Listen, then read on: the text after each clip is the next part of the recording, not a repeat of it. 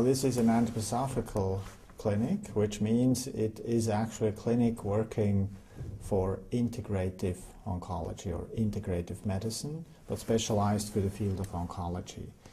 What we actually try to do is to look at the patient in a holistic way, which means we include physical aspects, emotional aspects, cognitive aspects, spiritual aspects, and social aspects. So this is the whole thing, and so we try to work on each level therapeutically, and that makes a kind of integrative, holistic, modern type of medicine, but which of course includes conventional measures.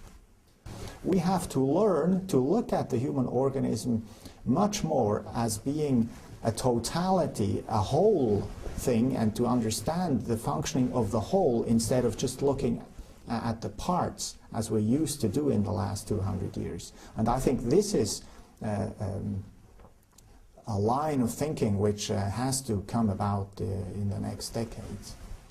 Well, I certainly think that patients who are affected by tumors, they should not only go to the doctor and look at the tumor passively, you know, and say, hey, doctor, fix me and take out this tumor. Yes, this should be done, but also the human being, even much more than the animals or plants, has self-activity on the mental level, spiritual level, emotional level, and on also the level of life, of biology.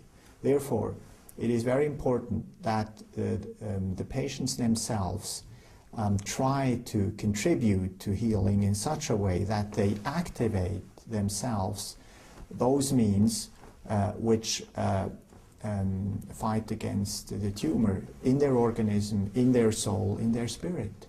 And that's also one of the reasons why we address such questions with patients, like lifestyle, nutrition, movement, emotional balance, spiritual aspects, the question of meaning and destiny. And it's very important that the patient does not only look on the tumor alone, but has also a broad perspective and looks at himself or herself as a whole being. And in fact, I think that many problems where patients, for example, have spiritual distress, for example, come from the fact that they are not used to live a spiritual life, or they're not used to have enough activity in their life. So if they are confronted with such a thing as a tumor, they do not really know how to deal with that. And that's the reason why the help for the patient to improve his coping with the disease is such important. And there are enough studies which show that the improvement of active coping also leads to a better outcome.